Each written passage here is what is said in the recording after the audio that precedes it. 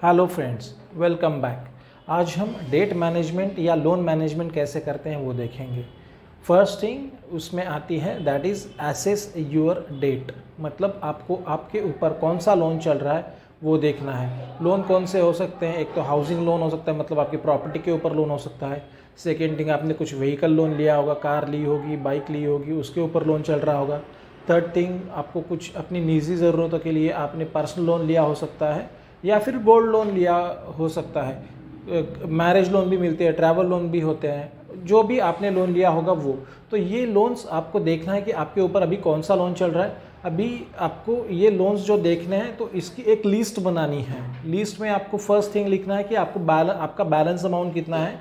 Second thing, उस पर interest rate क्या है। थर्ड थिंग, उसका टेन्योर क्या है।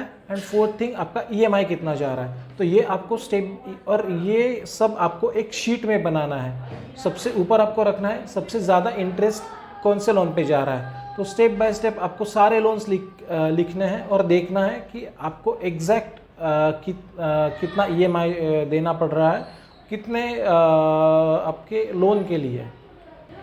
सेकेंड थिंग आती है क्रिएट अ बजट। बजट बनाना मतलब क्या? लोन के लिए बजट बनाना मतलब क्या? आपके ऊपर पर्टिकुलर जो मैंने बताया वो लोन्स चल रहे हैं, तो वो लोन्स एग्जैक्टली कितने हैं वो तो आपने देख लिया। अभी उसके लिए बजट बनाना मतलब क्या? मान लीजिए आपके ऊपर टोटल लोन 40 लाख का आ रहा है सब मिला के, और उसके लिए ईएमआई आपका एक पर्टिकुलर ईएमआई जा रहा है, फॉर एग्जांपल 55-60,000। अगर ये आपका ईएमआई किसी पर्टिकुलर चीज़ के लिए या पर्टिकुलर लोन के लिए होता तो वो कम या ज़्यादा हो सकता था। जैसे सब जो लोन्स आपने लिए उनके इंटरेस्ट रेट अलग अलग है। जैसे हाउसिंग लोन पे आपको 9% पे भी मिल सकता है, 8.5, 9.5 इस पे मिल सकता है। यहीं पे पर्सनल लोन 15% तक जाता है। आपने क्रेडिट कार्ड पे कैश निकाला है तो उसका it is I guess 3% per month होता है। तो आपको आपके ऐसे लोन्स देख के उसके लिए एक बजट बनाना है। Third step is prioritise your debts. ठीक है, प्रायोरिटाइज योर डेट्स में क्या आएगा? सबसे ज़्यादा इंटरेस्ट रेट वाला लोन आपको सबसे पहले चुकाना है। मतलब जिस पे रेट ऑफ इंटरेस्ट 15%, 17% ऐसे हैं तो वो आपको सबसे पहले चुकाना है। उसके बाद में और जो लोन आते हैं जो आपने डिसेंडिंग ऑर्डर में लिख के रखा है, अभी सारे लोन्स आपने लिख के रखे होंगे, तो वो लोन्स को आपको जिसका इंटरेस्ट रेट सबसे ज़्यादा है उसको सबसे पहले चुकाना है। और मतलब जिसका इंटरेस्ट रेट सबसे ज़्यादा है उसको सबसे पहले चुकाना है, और जिसका इंटरेस्ट रेट कम है उसको आपको ईएमआई वाइज देते जाना है। और जिसका इंटरेस्ट रेट सबसे ज़्यादा है उसमें आपको आपके प्रिंसिपल में भी पैसे डाल के वो लोन कम करना है।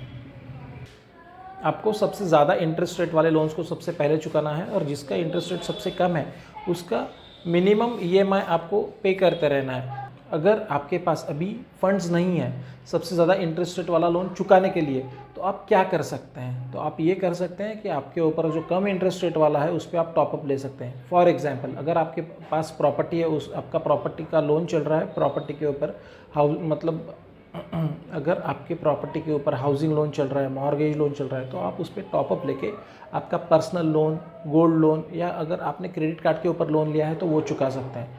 इससे आपका बहुत ज़्यादा जो इंटरेस्ट आप बैंक को दे रहे हैं वो बचेगा और आपका फंड्स प्रॉपरली मैनेज होगा। अभी नेक्स्ट स्टेप आती है कट एक्सपेंसेस।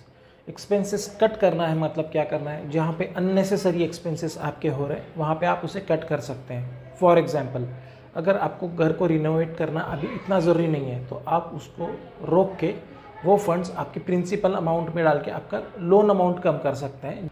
नेक्स्ट स्टेप है स्टे डिसिप्लिन्ड। ये सबसे ज़रूरी स्टेप है। आपका जब क्रेडिट कार्ड का बिल आता है उसमें एक तो आपका क्रेडिट कार्ड का बिल में आपका जो भी आपने एक्सपेंसेस किया होगा उसके हिसाब से एक बिल आता है। Second thing, minimum amount due भी आता है। तो वो मिनिमम अमाउंट ड्यू अगर आप भर के अगर अपना प्रॉपर अगर क्रेडिट कार्ड का बिल पे नहीं करते हैं तो वो जो बैलेंस अमाउंट है उस पर हेवी इंटरेस्ट रेट लगता है। तो इसीलिए आपको डिसिप्लिन रह के अगर आपने जो भी लोन लिया है वो लोन आपको प्रॉपर चुकाना है।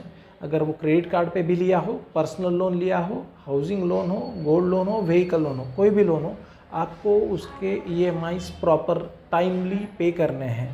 इससे आपका सिबिल स्कोर भी बढ़ेगा और आपको आगे लोन मिलने में भी आसानी होगी। तो ये सारे स्टेप्स हैं डेट मैनेजमेंट या लोन मैनेजमेंट के। हम फिर से रिवाइज करेंगे। First step is assess your debt. Second step is create a budget. Third is prioritize your debts. Next thing is cut expenses. And last thing is stay disciplined. तो ये steps से अगर आप जाएंगे तो आपका डेट मैनेजमेंट या loan management properly होगा। अगर आपको इसके बारे में और जानकारी चाहिए और कुछ क्वेरीज है, क्वेश्चंस है, तो आप कमेंट बॉक्स में पूछ सकते हैं। हमारा चैनल सब्सक्राइब कीजिए, वीडियो को लाइक कीजिए, शेयर कीजिए और ये इन्फॉर्मेशन अपने फ्रेंड्स तक भी पहुंचाइए।